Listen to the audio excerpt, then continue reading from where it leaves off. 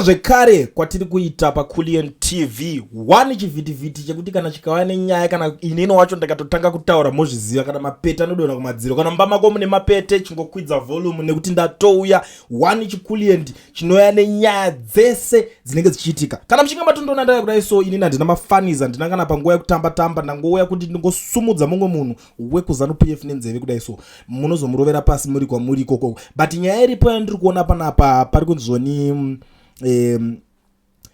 thief who broke into various government offices, including Minister Kazembe's office, appeared in court yesterday, charged with 9 counts of unlawful entry. The suspect, Romeo Kurai Pemba, was previously convicted of similar allegations after he broke into Harare Magistrate Court in 2016.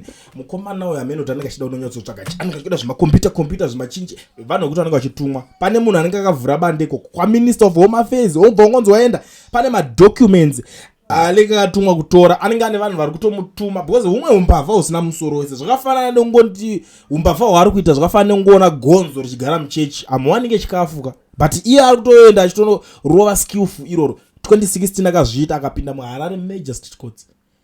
Ndobva anokwachura zvakatora imomo. This time around ndobva apinda kwana Kazembe koko. Aiwa saka ndosaka ndiri kungoti mbavha yakazembe yabatwa. Vamwe muri kutadza kushambisika kuti koCoolian ari kuti chiko kono mataurire rudziwa. Ndizvozvo chaizvo because ndo the only way yatokwanisa kunyatso expressa kuti munhu nzwisise kuti imbavha ipi yatiri kutaura nezvayo. Vamwe vari kuti catch and release because vanhu vacho hanzi hakuna anosungwa achigarako. I don't know kuti mimi muri kuitaurawo senyaya yomhuri Zimbabwe. Indangopfura nepanapo ndingopedza nemi, but without wasting much of your time, ndine something chandoda kuti muteerere. Ai chichakaipa chikana ndino ndatombogara pasi ndakati ndovapa kana ndorega. Aiwa ngatinzwe tese icho ini ndozvifumura yo mnangagwewe okuziya ari kuraya nevanhu vako futi. Why? Because wane cassette chako kuzingana nevane mhosva dzokugadzirisa nyika. Azvomba makuru kangamwa wauda kupa vana vako nhaka. Anzana shini vana Colin amene baba ndokutopenga ikoko. Wauda kupa zvimbwa zvako nemukaka weZimbabwe. Zvimbwa zvako nemukaka weZimbabwe.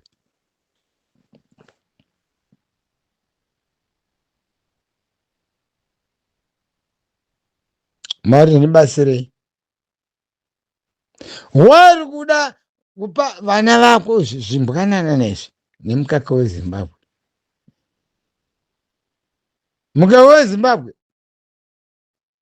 shamani Mnangagwa chenjera. Ndini Mr. D. Nani hanzi kumboseka kuda kuipa zasa. Mnangagwa yo uri kuronga kureya chiwenga. Hana topic. Ndio topic yacho iyi. Zozo kuda zvandiri kuzviziva ni Mr. D. Kuti vafana vako vanoronga navo ivava vanondiudza futi. Uri pamhene iwe.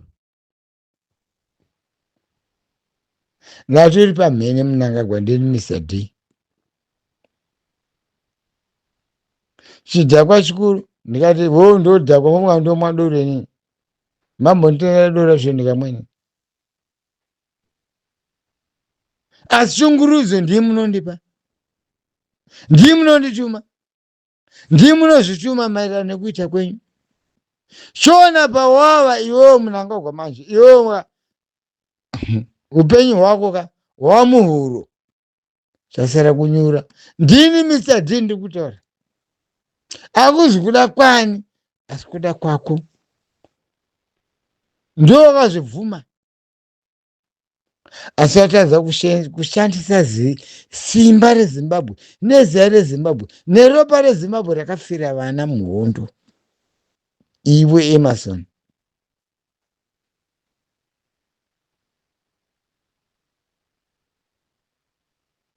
Zvimadvaza zvako kazvikazi ndo zviri kudira mhepo yakashata. plus yofutika kumang'anga kwaunoenda kwakuna kumira mushe. Unomboziva kuti iwe maso midzimu inopinduka.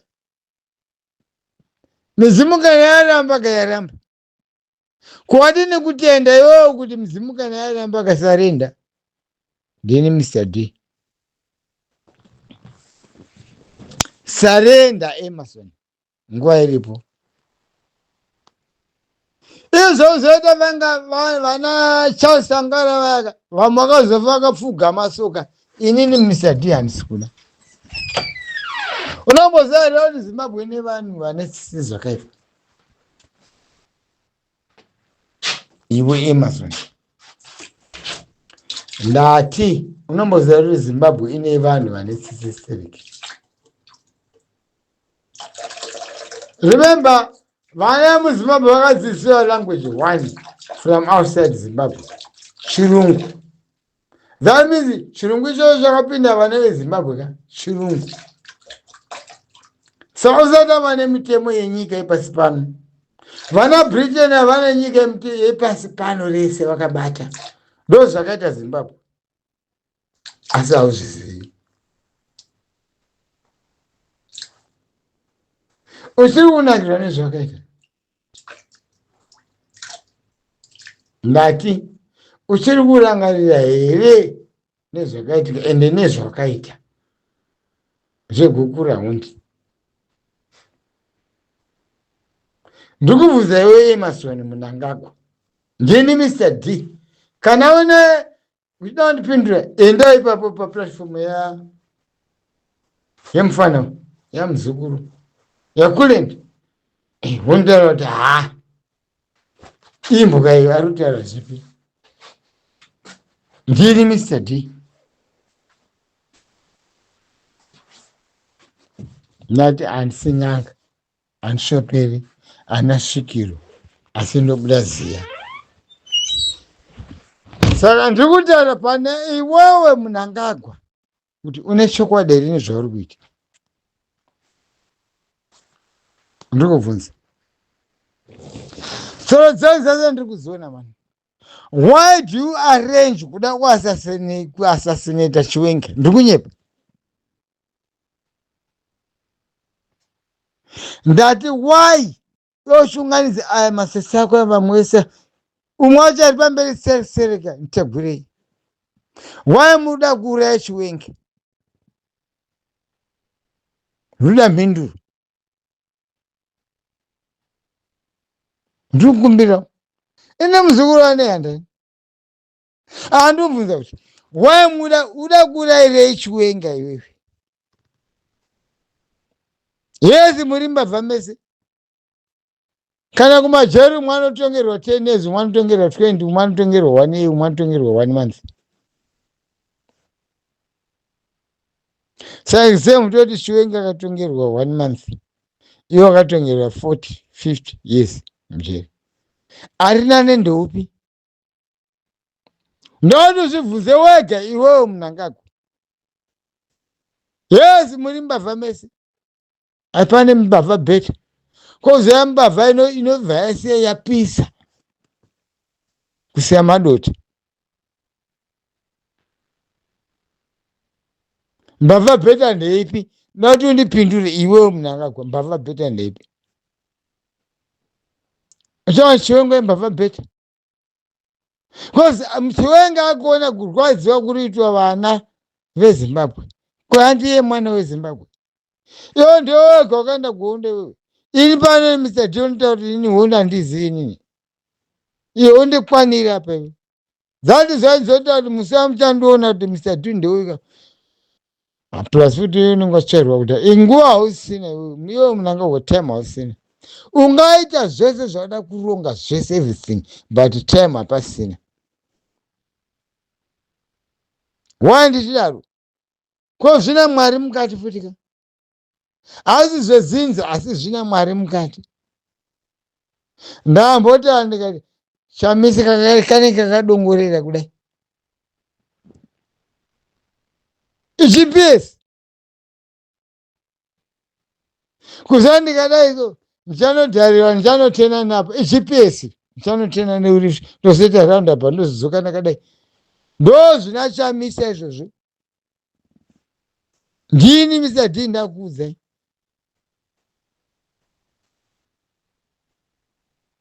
Teshe ngacho gura guru akati ndongogara padombo iro rino. Kandiri mugomo ndiri mugomoka. Haimandi ndiri gudo guru asi ndichadzika. Tikuzona ushamhanya ndiva nani.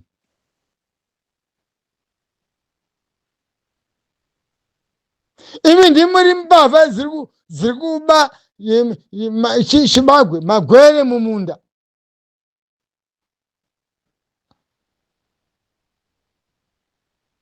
Imi ndikwanirei mani. Munandisana ngure nchiri kudini. Mbavha ziri pachena. Kuita zvese zvamuda. Umwe arichemera bhara. Gejo rekurima munda. Asi munotengera umwe munhu mota. Akera nemota.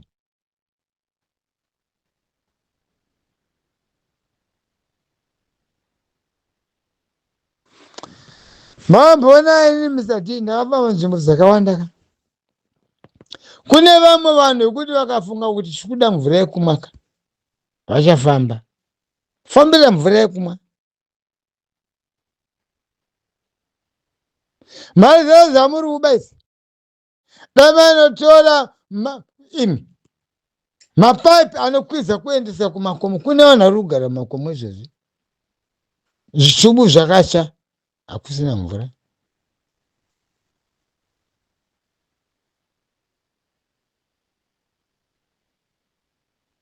Vanhu mundikwanire. Inazvisamisa kani. Asi Shwengi.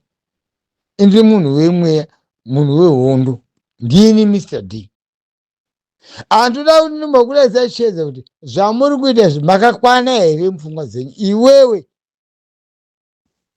Mnangagwa makakwana. Nhamo iri munyika uri kuita yekufembedzwa kunga gonzo. Rochoka kuti nzungu iripi. Hai mano mundikwanire. Zvino manje iwe Mnangagwa nhasi ndinewe. Ndiwe imbwa yekupesira. The worst bullshit. Ndati iwe ndiwe imbwa yekupesira because you are the worst bullshit. Zimbabwe yese yakanga yakatarisira kuti kana iwewe kana wadai. Iwe unofunga Shwengi anopenga. Acho kutirasi. Asi ndiwe kumpindukira today. Akuchadzire Shwengi. Iwe ndoda kuda chisimba. Chisimba chofa kuhakata. Kuhakata dzeng'anga idzi. Mbuya nayanda kana nguva yake yasvika kakuna hakata. Ndini Mr. D ndikutaura. Ndati nguva mbuya nayanda kana wasvika nasekuru Chaminuka. Hakuna tamu yakata. Utambisa nguva yako. Zvese zvakaita paPirikadha papa. Kwaiva kutambisa nguva. Asi vaikuchovhera kuti musingaze masimba enyu kuti musimuze gwejo renyu kuti muri nyuzi. There are no ways. Ndini Mr. D ndikutaura. Why ndikudaro? Ndikuziva kuti nyika ichapenya. Muchaona nyeredzi dzinobva nepasi muchadziona kudenga.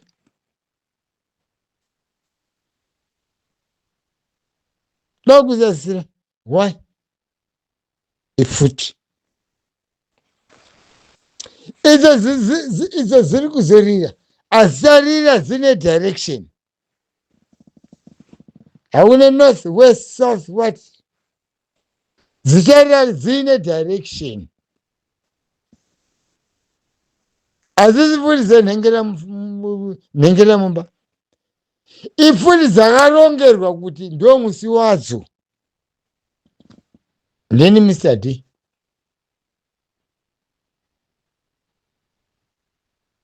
Emunterere. pandiri panapa pazvinonditaurira zvazvo kana shona ngakutombopaka zvake akada unomwa dzingi rake kusvika akada unoswera ari kupi kana kuindia kwanogara shona ngaende asi futi ziri kuita sei zikunorira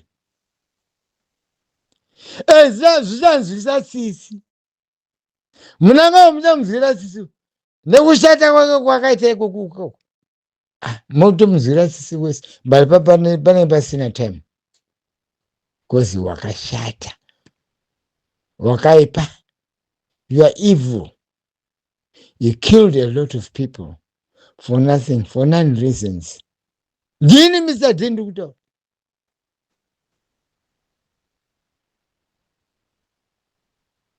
ndati ngoma kana yakuririsa yave kuda kusemuka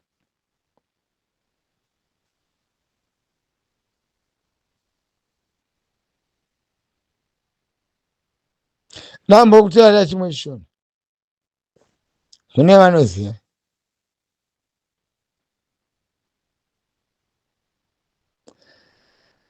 zvinozizvo kubva kumaaborigens kuna nani vanhu ava vanenge vachibhoibhoya kana makuda mabhora enzou munoita sei ndikutaura ndini Mr. D ngati kana makuda mabhora enzou hono kachiti mabhora ka ndikuda hono munoita sei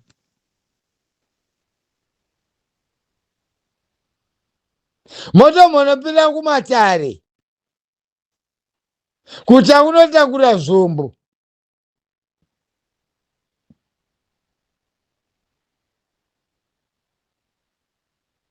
nzomukono kana vakuru vakunotora zvinhu zviya zvenzou hono kunota kuenda takwana sandonyaya iripo apa manje hapasina zvoti kwanzei kunananyati kunananguro chichi ndati nzou kunotora chi mabhora enzou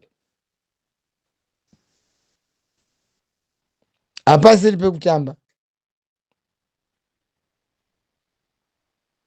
patogemu riri pakudhara munanga gwada kuurayisa vanhu ndoda kukutaurirai munanga gwada kuurayisa vanhu because kana chacha chichanetsa achizoketi emwe kunyanya kwachoka vamwe tozana mumanext door ndimunanga kwesa rupa ramusadzasi ko wadini ngozorora munanga hunguva ichipo ndini Mr. D ndokutaura ndati nhasi date ndiani 29 chizorora nguva iripo ndakuti mwedzi uri kuteera October ka munangagwa ndoda mbokutaura ndati inini ndi Mr. D komanda womweya kauda unyatso unditeerera zvakanaka chiniteerera zvakanaka ipapa kapano pawakatadza ka watadza kupagadzisa in 1 week atitanga October ndati tiri kutanga October ka ndakuza yogadzisa zvako because October yachakuvhiringidza iyi ini zvoutozomisa mukoti ka zvochikwati ini ndakauraya ndi ndakauraya iwoka ka une mabhegi peka mabhegi time iripo kauda zvokutiza asi kaune zvirindi mira azvizive kuti chikurubhi chiriko handimoiti maximum kurora vanani avafana vava vanani ndiani vana mhofu vana mozisa uchanokwana imomo seru apo otherwise murumu 1 ofunga vana vaya zviri kuvanakidza ivo chokwadi vachichiziva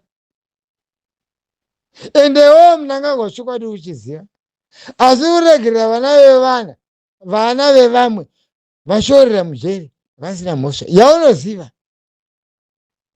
mhuri dzavo dzichitambura zvimwe zvotobatadzana nyoka yemabhunuku.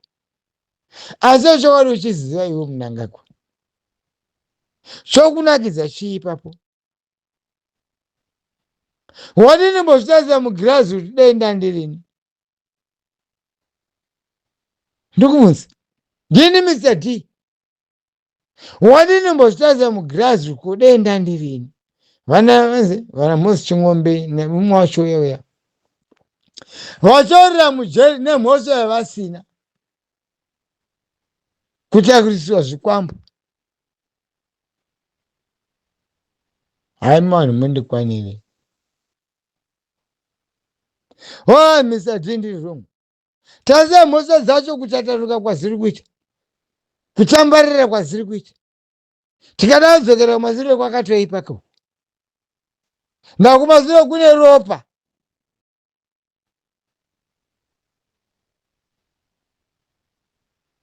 Pastor Masaya akapondwa akafa. Zvonoziva ndiwe Mnangagwa. Azanani vana muhameni baba vana mablessing chichi. Inini ndatara nenyaya yekuti kuna Temba Muliswa. Ndatoyotemba Muliswa ndiuzive kuti itaedza mari akafa sei. Ndini Mr. D. Indola fefe kazvinhu zvakutonga ndoti handitonotongerwa kuAmerica. Ina handipindi court ndagarirwa nemapolisa eZimbabwe. Ndoti ngatitsvage kwainotongerwa kuri neutral. Ndozvifumura zvese ni Mr. D. Ndati ndozvifumura zvese. Vana Ramaphosa vakuchedza.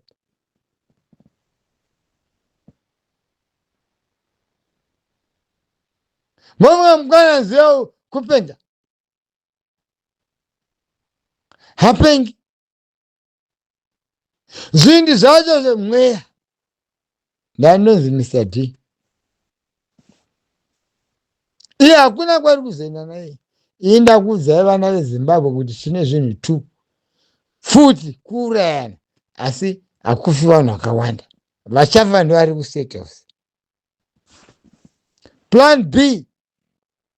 Tiketi redu tinaro takawina kudhara. Zvinhu zviviri. Blood or water. Ticket is water. Zvimwe zveropa zvindo vanenge vazvikonzeresa veke. Atidi tisvike ipapo. Imimika vanhu veZimbabwe makaziva sereki. Mori zviti vanhu muri maloya vese. Ukangonzwa munhu wese ari muPortuguese vanhu riloya. Ko uloya hwacho huri papi? Hupi ko uloya hwacho ipapo? Uloya usingazivi mutemo. Uloya hwombavha. Uloya hwokuuraya. Imi college dzacho ndedzipo zauniversity ndodambuza ini Mr. D. Mauniversity amakatorera maloya degrees yenyaya ndeapi? Because hapana siri lawyer. Ndati hapana siri lawyer. Mauniversity yenye makatorera madegrees yenye SAY ehuloya makatorera kupi? Ekuuraya vanhu. Ndizvo. Ekuba ufumi hwenyika.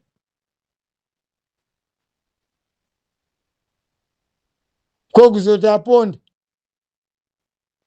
scot free. Havana kuda vana vanzani vasapwanya mini. Uy, Reverend akapwanyiwa akaurawa kuna naApple. Ndizvo ndo madhigiri acho iwayo. Nekuba. Imi ndima kuheaven. Ndima kuheaven. Isisita kutsva nemoto. Mundikwanire mi. Ndini Mr. D. Asi ndati pamberi patakuenda. Vanokwanisa kupfeka mabhegi, pfekai nguva iripo. Ndati udini? vanokwanisa kupfeka mabhegi peka nguva iripo. Zvino zvokwanzi Mnangagwa is not there. Mnangagwa is not there. Zvikananda ndo zviri there.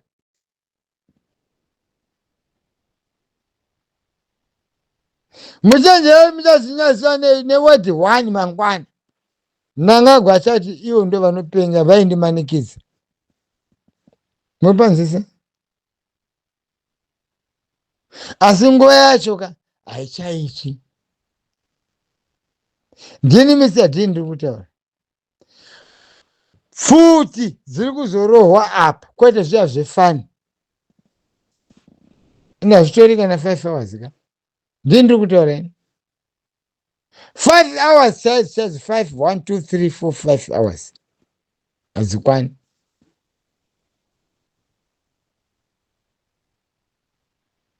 Basi mukaona dzikadarika pa5 patoipa. Hadzichakaundiki.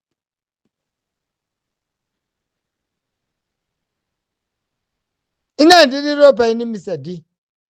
Asi kuti imimi vanhu ka ndimo ndicreatira ropa raine ndakatarisa kuti iri ishuwa ropa riri kuitwa nevana veZimbabwe.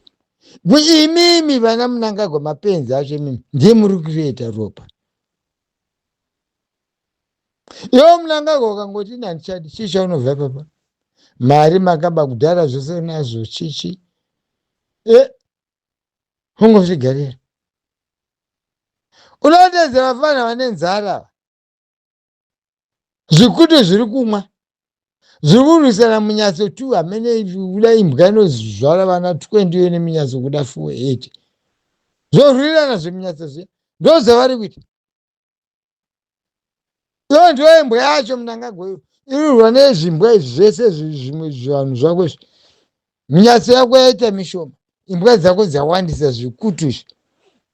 Zvakurwirana zvizamu 3 zviri kurwira zamu 1. What does that mean?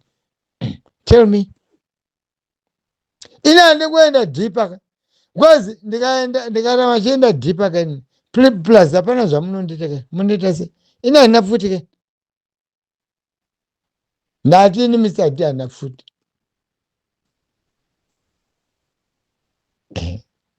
Andi nanga. Munokwadzana mega papa. Ndini Mr. D. Komanda wemweya. Asika. Nyaya yangu ndeyekuti nyaya yedu yasvika pai.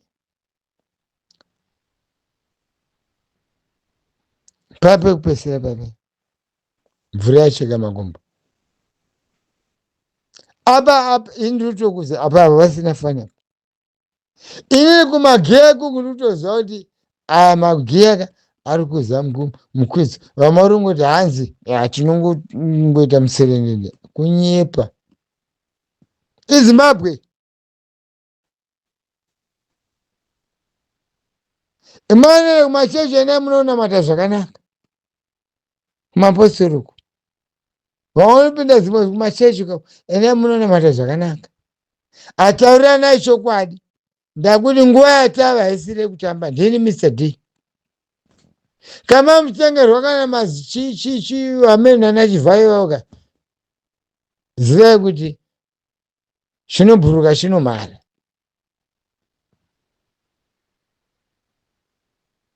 Ndati chinobhuruka chinodini? Chinomara.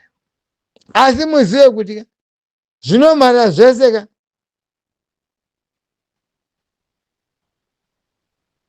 Zvinomara pasina kugadzirirwa. Kwete kunomara paairport pachena. Ndo zvamuchaita imimi zvakanaka. Andisuri muchanomarira mugomo. Mugomo macho muchawana makamirirwa futi mugomo macho. Wese. Ndini Mr. D ndiri kutaura. Enda apa handisi kuseka. Handina ataka ani apa. No. Ndiwo ataka Mnangagwa nekariba yake iyo. Negenya rake. Ndini Mr. D. Vangu ndigeza. Chiwenga na Chamisa. ndo vanhu vandiuza vari kudubura chi Zimbabwe vanzechi imi siyachenga aka kachamisa kakadaro kase kagwara kagonzoka asi kagonzo kanotetena kapenzungu moni kanoita se ndati kapenzungu kachamisa mundu kanoita se uyu mudhara bhombo akazvigarira kwamini kwakahwanda ikoko kwamuri muri muchanga muchimusha mune chokwadi imimi kuti muri muchanga muchimusha imimi hakuna maJPS moshageza kuti ari papi imi taura chokwadi chenyu mani ini zvokupengerwa pachena handidini munoziva kuti hakusvikiki allright uyu mudhara ndiva muda kutamba chapta yenyu muda musotera medha manje nemapwezeni nechii nemajekiseni ipapo pana chwenga ndakuti ndi aripo. I'm telling you, never make that mistake. Zvinana imimi mutoti isitazvikonewa tadinogara pasi ndini nditokuzai Mr. D mukangotadza soro iyo soka muinenye kuti wandimedha imi vamakamedha ivavoka ndivamo mofunga yemwari ibenzi chwenga akaponesa kangani upenyu hwake ndokuvuzai ane katheta chwenga fanika uyu munhu akagwa is a free man mufunga kusvika kana kumhanya mofunga mwari ibenzi mimi mugona upenzi hwenyu soka wai muda kutemba nezvinhu zvisiri zvenyu muda kubata ami kuda kuisungamidza kungafanika yenyu ami imimi munhu akagwa hauna kana ami hakuna amene masaiwo akwewa and masaiwo akwe as far as I know everything ini Mr. D you've got nobody iwe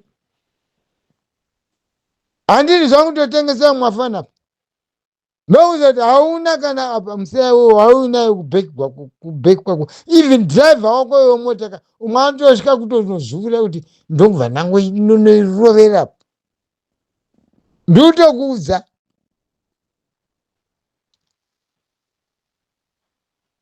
munangagwa andonesa suicide bomba ndati iwe munangagwa suicide bomba unoiziva here kana uchiziva suicide bomba chiziva but you'll never know kuti zvafamba sei haufi wega vari kumusana kwakwe ivavo uchafa nawo iwe ndii ndiri kutaura today Mr. D ndati uchafa nawo vanokurovesa ruti unofa nawo iwe kwezvako zvemamesinari zvavo zvangoda kutanga kutsvaga ndane fuza rauda kutanga kutsvaga mamesinari ekuti akugadhewo kauda unogadhwa ikoko nyika dzacho not in Zimbabwe. What kind of a person, what kind of foolish person are you? Ndati munofa mese ndini Mr. D sanyaya ndakutaura mani ndekuti izvo iwewe munangagwa denda ndirini iwewe ka today ndatoti ini ndasarenda kuma ini handichadi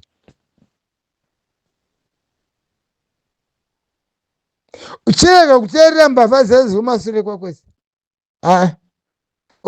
ndoziva kuti urimo mufraud yacho asi uchitaura kuti inini iwo pako ndepekuti inini ndasarenda kuti handichadi kuti ndiite president weZimbabwe ndo pako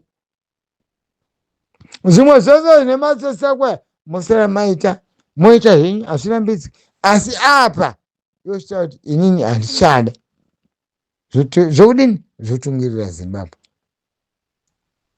zvimwe nemakanibhuru ako aka musara moita mega asi apa toziva kuti isusu vana veZimbabwe hausisipo ndini Mr. D ndiri kutaura taimu iripo ini handipengekani wambona benzi rakaita seni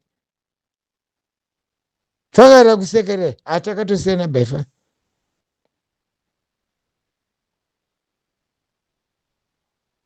benzi rakupenga kwaro asi kunonzwisasisa asi chokwadi chacho chine mutauro mukati.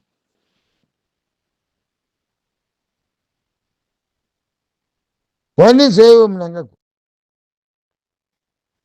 benzi rakutaura kwaro yes asi kune mutauro ukaona kutukwa nebenzi ka zvibvunze. And on the other hand kachandinoona vana vako futi kaivoka ngavangware futi vava watovaziva kuti baba utipinza muhot soup imana kwenzi vanashini muchabvira sirei because mangotanga kungobata chimwe chakanamiwa majarina kudhara hauzivi uchabva kubhekari ripi bhekari rombavha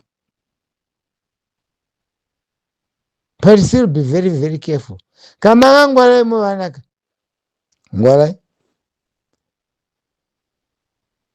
Ndinawo vana inini Mr. vangada kutoti hamekana kumasezha kweseko anotoda hasisi zvenyuizvi vadotsvanga mabasa vazoona vamwe vanenge vari mamaneja somewhere vamwe kupi kupi nana vakati fararira vakomana vasikana fararira ini Mr. Nombovanza here was ndini samanyika but zvekuti samanyika zvina nebasa zvo kozi munhu wezimbabwe munhu wemuzimbabwe whether ngwa mushona ngwa mumanyika ngwa mudhevere ngavachi we are all together. Asi ndikutsinhira kunani kuna Mnangagwa because patava we are at the verge now. Iye Mnangagwa ari kuzviziva asi amwe havana temba muriswa waka muchadha mari makaruma pamuromo gonzo rinofa rakaruma nzungu pamuromo. I'm telling you.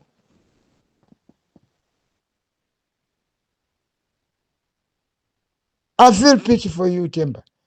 You are not such a great kuti ungaita rubbish yakadai fanga zvowaita izvi wanyadzisa iwo Temba wanyadzisa but hauna kunyadzisa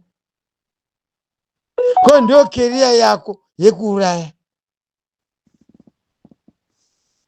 uneshavire kuuraya namuda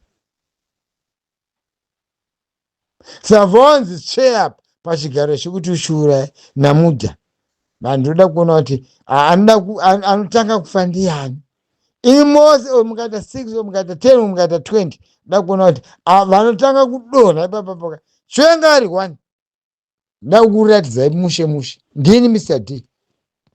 majaira imimi kudliswa porridge zvisina shuga ndini Mr.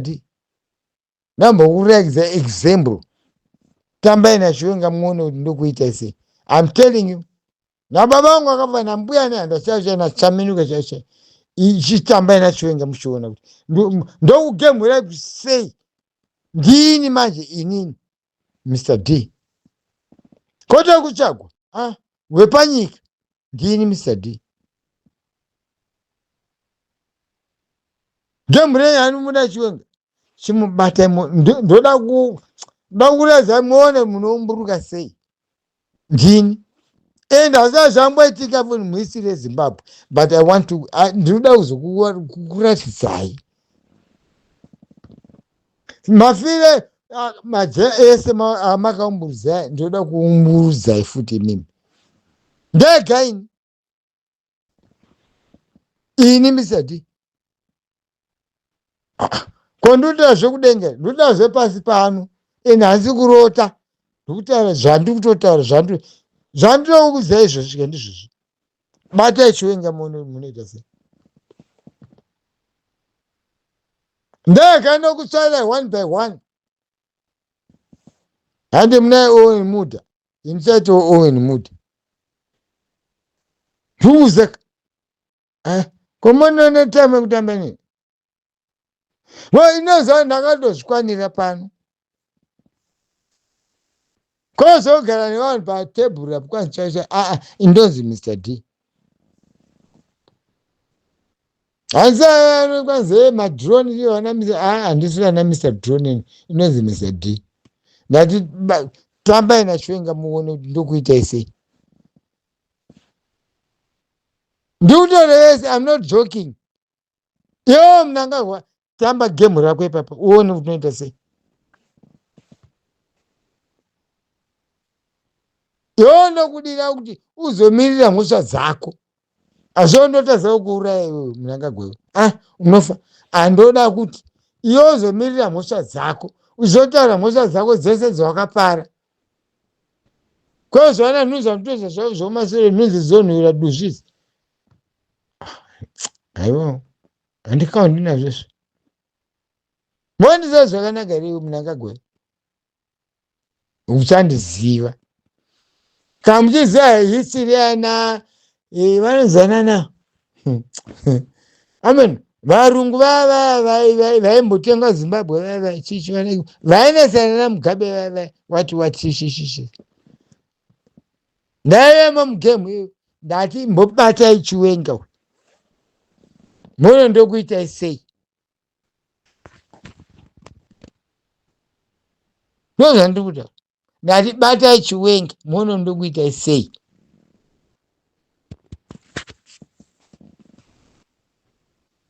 Itotamba nemadhoti enyu muri ikoko not around Chiwenga. Sikapadhuze naChiwenga muone ndokuita sei. Kunya ini yone mudhaka ndondotanga abhanzi kumbokuvanzira ani ndiono ndio gomo guru. Gomo ripi racho ndondubvunza gomo ripi nditopai warning musambotambira kuna Chiwenga uko. Newe muliswe ukatumari twako ilo wakati tso fanika kagonzo kaposwa neriwa ndini Mr D. Yo mudha iwewe handi une ropa rekuuraya pinda indonzi Mr D. Ndakauraya vakawandisa kudarika wakauraya vakuuraya vanhu vane chokwadi. Indakauraya vanhu vane mhosva ini hopo kudarika ava iwe Chiwenga ane mhosva iyi Chamisa ane mhosva iyi ndikubvunza. Okay ndati chivabatai ndingonzwa kuti abatiwa iwe ndokutanga uwe nemudha wacho kudonha ndini Mr D. Ndaneta urama ndikusekerere mumwe kwanzi ndichita ina ndakwe mambo ndinachimwadoreni stupid zvanhu mutangei ndautotaura because kwatakwenda papa mucheto dakuona kuti magame down acho mangani imoda gorira ndio gorira kai andoyatoziva kai ndoandoda pamuri pese nepapi pasingasvikiki mimi ndepapi pandingatadza svika ndepapi apa kuvhana kustate house kwacho ndepapi pandingatadza svika nika ndakuda kuti ndakunofa ine ndakunouraya ndepapi nduze ndati handifi ndega tofa tese. I'm telling you that is my promise. Kuvhanichienda kuti tinofa tese and still we are going to die together. Batai Chiwenga muone kuti zvinoita sei. Maruva achapwa apa maruva anobhluma achasvava asi mvura muchidira ndini Mr D. Chiita zvamutamba zvo ndakuuzai today ndati alright chifambai mberi neprogramu yenyu asika programu yenyu ka nepamunoda kupinda napo nepamunoda kuita sei nepamunoda kuita hapana zvandisiri kuziva mani. Ndanoda kuona kuti anotanga ndiani. Finish. Full stop. Ndini Mr D. Komanda wemweya.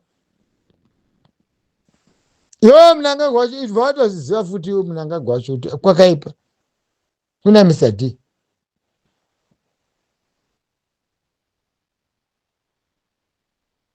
Nditokuudza indinoya ndine rufu rwedenga kuti rwepasi panapa. No. Sa vakomana mosunga simbi ini vafana vangu varusunga bhandiria vafana vangu vese varusunga mabhande izvezvi so vakamirira bufu yenyu iyoyi ini chaitanga ndoda ipapo kumberi kwenyu ikoko iwewe ni mudha asi tombokupa chansi iwe temba muri sembama mbama piligu amene vana vako temba uri kusiya vana vari vachecha ndikuuza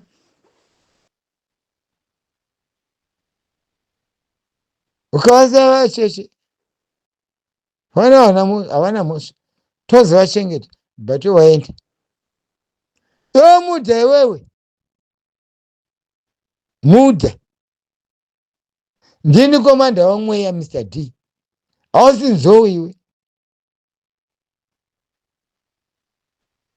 unizaza ndiri kutaura shoko randiri kutaura hariwirirani nemuzimu iri rako rauinaro shoko rangu idete dete but museve unobaya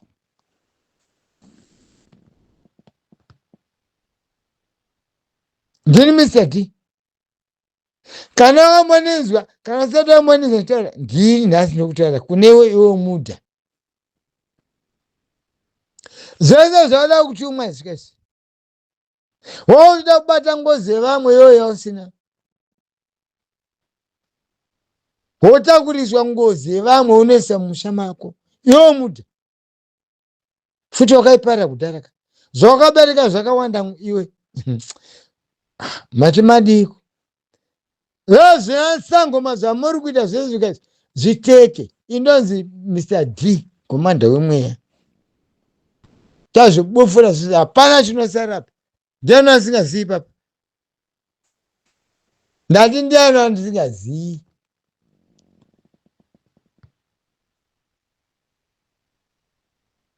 vamuda ndibude ziyani siri kunzwa kusva musandipengera apa pukaza vanhu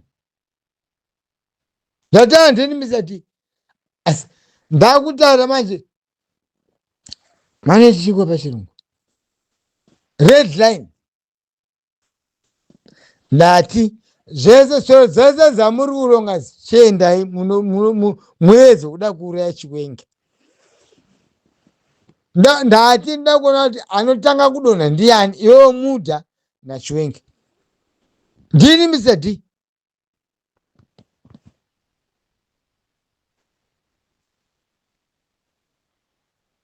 iwe muniswa zvako zvose hamunopedza uchasangana nazvo futi ikoko ndikuda apa pabridge reKenani iri iwewe mudha iwewe bata chiwenga ndoda kuona kuti muri kufamba nenzira bofunga inini Mr. D hapana chandiri kuziva inini hapana zvandisingaoni muri stupid sewe kuita sei chii chamunoona hapana ndati anoda ngaangosvika kuti angonzwa gwema wachiwenge aonde anodonha sei ndini ndiri kudonhedza ini ndini Mr. D komanda wemweya